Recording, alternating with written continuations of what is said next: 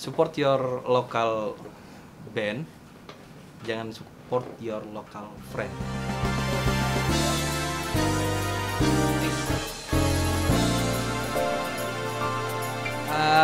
Perkenalkan, kami Chris. Chris ini sebenarnya adalah project bisa dibilang ruang yang diriku buat. Dan sebelumnya perkenalkan, aku Ardi Christian. Di sebelah kiriku ini Benny, di sebelah kanan ini Andri. Jadi project Chris ini adalah project sebenarnya project musikalisasi puisi. Chris ini lahir di 2020. Kemudian dalam project ini sebenarnya aku membuat ruang untuk diriku yang mencoba sebagai arranger, kemudian berkolaborasi dengan penyair-penyair lokal di Samarinda. Untuk saat ini penyair-penyair lokal di Kalimantan Timur lah, mungkin lebih tepatnya. Penyair-penyair lokal di Kalimantan Timur, karena menurutku puisi adalah salah satu bidang karya yang saat ini agak kurang diapresiasi menurutku ya. Ya, dia tetap hadir di di dunia kita, cuman tidak terlalu sebesar dulu, tidak terlalu dikenal oleh masyarakat umum lagi.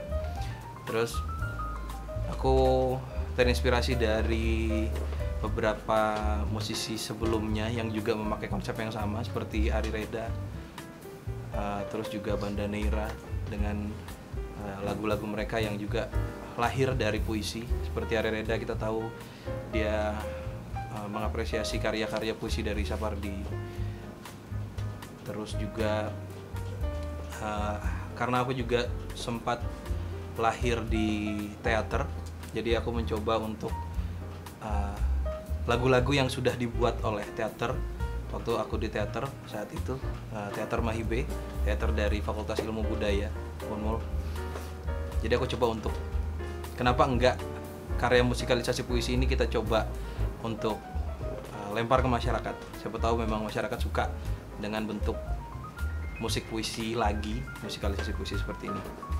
Begitu mungkin menurutku sendiri, karena aku mencoba untuk di Chris ini ada dua kepala, aku sebagai arranger dan teman-teman player, kemudian ada dari sisi penulis puisinya. Si penulis puisi membuat puisi seperti dia benar-benar membuat puisi, kemudian kami sebagai pemusik ini mentransformasikan karya puisi itu benar-benar menjadi musik. Nah, kalau pengertian musikalisasi puisi menurutku pribadi, aku lebih sepakat musikalisasi puisi itu adalah puisi yang ditransformasikan menjadi lagu. Begitu. Jadi ya nggak mesti ada pembacaan puisi di tengah-tengah lagunya, nggak mesti ada orang yang membacakan puisinya lah, tapi benar-benar jadi lagu. Nah, ketika ini menjadi lagu, ya menurutku masyarakat bisa menerimanya dengan sama seperti menerima musik biasa. Kalau dari penikmat mungkin banyak, apalagi kalau misalnya kita tuh ada beberapa tempat yang kita perform, cuman memang mereka tuh masih malu-malu buat kayak notice kita tuh ada, atau lebih tepatnya gimana Di? Ya gitu. Sebenarnya kembali lagi untuk musikalisasi puisi sendiri hanya kemasan yang kita berikan musikalisasi puisi, karena memang ini terbentuk dari puisi. Dan ini adalah ruang, Chris adalah ruang untuk berkolaborasi dengan puisi. Cuman output yang kita keluarkan itu memang benar-benar lagu sebenarnya, benar-benar lagu. Dan memang pasar juga lagi rame tentang yang sendu-sendu ya kan, yang senja-senja, kopi-kopi gitu-gitu kan. Jadi menurutku di era sekarang juga musik yang bentuknya seperti apa yang kita bawakan juga mungkin bisa diterima sama orang. Kita nggak pernah tahu ya, tapi bisa diterima atau tidak, cuman harusnya bisa. Sebenarnya untuk karya yang sudah dirilis, kebetulan baru satu, memang baru single, itu dengan salah satu penulis puisi dari Bontang namanya Herman Mansa. Nah, kemudian yang sebenarnya direncanakan oleh Chris, oleh grup ini atau ruang ini sebenarnya mencoba untuk terbuka dengan penulis siapa saja. Jadi nggak harus hanya Herman Mansa, nggak harus hanya, karena ada satu karya lagi yang akan saya simpan karena belum dirilis. Itu dengan salah satu penyair dari Samarinda, namanya Novan Leani, salah satu penulis yang aktif juga di Samarinda. Itu juga kerja sama dengan dia, jadi terbuka untuk siapa saja sebenarnya. Karena juga karena diriku yang ngebuat ruang ini, jadi aku juga bersilaturahmi dengan penulis-penulis puisi lah di Kalimantan khususnya untuk saat ini. Tapi kalau memang nanti tiba-tiba ketemu sama penulis keren di luar sana, terus bersedia untuk kolaborasi dengan Chris, ya siapa tahu setelah melihat video kita, ya kan, bisa, silakan. Begitu. Pertama gini, karena ini ruang yang aku buat itu sebenarnya ruang eksperimenku pertama. Kembali lagi, dan kenapa namanya Chris, sebenarnya itu filosofinya adalah pusaka keris, seperti logonya ada pusaka keris di huruf I-nya.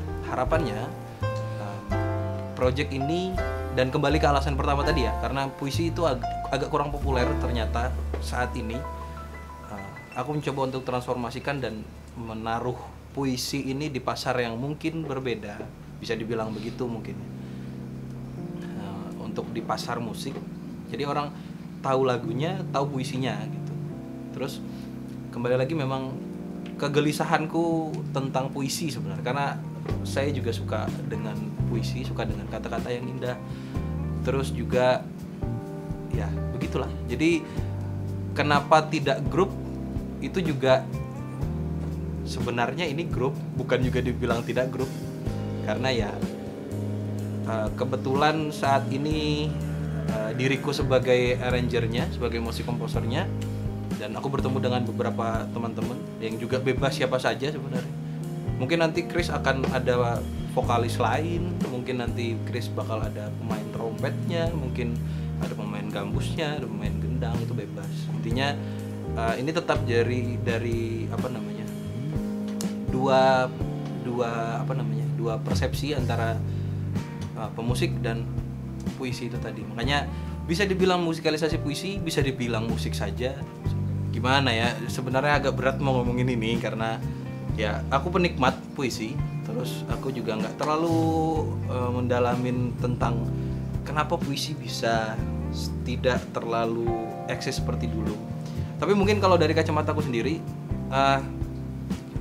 kebiasaan masyarakat sekarang yang sudah kurang mau membaca, mungkin ya, minat membacanya salah satu kurang. Ya benar, minat membacanya kurang. Terus juga Terlalu terpaku dengan sosmed ya biasanya. nah, betul. Itu sosmed salah satu alasan yang juga kita bahkan dibandingkan dengan tari lebih ramai tari kan tari. Sekarang lebih populer tari dibandingkan dengan puisi. Jadi karena sosmed, ya karena teknologi ya, mungkin karena teknologi salah satu faktor yang membuat kebudayaan berubah mungkin. Jadi ya berat sekali. Dan mungkin dengan adanya Chris bisa sedikit mengenalkan puisi lewat lagu. Nah, mungkin kayak gitu kali ya. Bisa jadi begitu, karena harapannya juga memang begitu. Jadi kembali lagi, Chris adalah ruang. Jadi yang kebetulan hari ini juga mau aku bawain itu dua-duanya dari Herman Mansa. Yang pertama judul puisinya Hujan di Depan Rumahmu. Kemudian aku transformasikan menjadi lagu dengan judul Candu. Jadi puisinya judulnya Hujan di Depan Rumahmu, transformasi lagunya jadinya Candu. Terus lagu kedua, judul puisinya sama dengan judul lagunya, itu Daun dan Ranting. Begitu. Ada dua. Jadi Hujan di Depan Rumahmu itu satu puisi karya di tahun 2017. Hujan di Depan Rumahmu 2017 atau 2018 lupa deh, 2000. Oh ya benar, 2017. Kemudian Daun dan Ranting itu di tahun 2020. Si Hujan di Depan Rumahmu, dan untuk karya lagu yang judulnya Candu yang dari puisi Hujan di Depan Rumahmu itu menceritakan tentang kerinduan sebenarnya. Kerinduan yang sangat mendalam tentang kita dengan pasangan kita dengan orang tua kita mungkin, atau kita dengan pasangan kita, dimana rasa rindu yang sangat mendalam itu membuat kita menjadi candu. Ya, rindu yang sangat dalam lah intinya dari puisi tersebut. Sedikit dalam. Karya adalah hasil dari ide, hasil dari pemikiran, hasil dari keresahan yang kita tuangkan dengan apa yang kita bisa lakukan. Karena karya bukan hanya berarti tentang kesenian. Pertama, aku tidak sepakat kalau kata karya itu hanya berhubungan dengan kesenian aja, enggak juga sebenarnya. Tapi kalau dibilang karya itu hadir dari hasil pemikiran, itu sudah pasti. Jadi apapun bentuk karyanya, apapun yang dia lakukan, walaupun bukan kesenian, kalau itu hadir dari pemikiran, hadir dari ide, hadir dari filosofi kehidupannya dia mungkin, kalau mau dalam banget lagi, ya itu adalah karya. Menurutku pribadi ya, aku udah mengutip siapa-siapa berarti salah. Oke, harapannya buat musik di Konoha. di kota ini, Di, Wakanda ini. di Wakanda. Jadi warga Wakanda semuanya. Harapannya untuk musik di kota kita, yang kalian udah boleh tahu kotanya di mana. Sebenarnya musik di kota kita udah tidak seperti yang dulu aku sering dengar, karena aku terjun di dunia musik sebenarnya baru, di dunia permusikan, pergigsan, perband-bandan ini. Aku hadir tuh baru di sekitar 2019. Dulu banyak sekali cerita-cerita tentang perselisihan antar kelompok, antar band, antar ini, antar genre bahkan. Sekarang masih? Sekarang tidak, enggak. Ya? Enggak. Karena setelah aku masuk ternyata apa yang aku takutkan dulu. Jadi aku takut untuk main musik di panggung dan lain-lain itu karena cerita-cerita itu. Tapi ternyata setelah aku terjun ke dalamnya, ternyata enggak. Bahkan setelah aku masuk, teman-teman udah sadar dengan kata kolaborasi, sadar dengan kolektif seperti ruang kita, kolektif kreatif.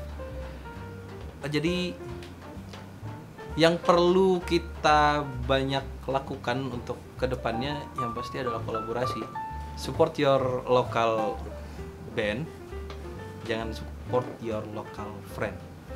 Karena kalau support your local friend ya Teman-temannya aja yang ditonton. itu dia. Jadi kita nih punya temenan nih gini nih, udah ini aja yang kita bantuin, yang sana nggak usah. Nah itu kan bakal jadi pecah tuh. Makanya sebenarnya itu sama mental itu yang aku ngutip dari Yono nih, tau Yono kan? Yono Bakri, stand up tuh, ganteng banget tuh. Kartun Ya yang kayak wayang. Yon, kamu diomongin Yon. Sorry bang. Jadi, tonton ini sama Yono. udah apa-apa, bagus. Gue sebut lo namanya, harusnya dia bangga dong. Aku mau ngutip omonganmu loh bang. Lanjut. Kita di daerah ini pasti kalah mental yang pertama karena di ibu kota yang lama, kita kan di ibu kota baru ntar. Tersebut dong kita di mana? Nggak apa-apa dah. Spoiler. Nggak apa-apa dah. Ya, kita kan bakal jadi ibu kota nih. Karena orang-orang di ibu kota sana tuh biasa bekerja dan bergerak cepat, terus terlatih untuk melakukan banyak hal dalam satu waktu.